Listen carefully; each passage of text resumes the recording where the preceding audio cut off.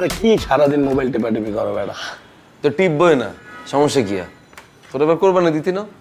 ওমা, কোরবানি দিব না কেন? দিব তো। কি আনবো গরু? আব্বা যাবে হাটে গিয়ে গরু আনবে, এটা তোদের অনেক দিনের ট্র্যাডিশন। ইস, আর কাকাইকে কষ্ট করে হাটের মধ্যে যাইব, গরু মরু লই আনবো ভিড় ঠেলার মধ্যে। আর যে কাকালে কি টেনশন লাগে জানোস? আব্বা যাবে না তো কে যাবে হাটে? সেই দিনও নোয়াখালী তো না এক লোক ফোন দিয়ে আর কি কয় জানোস?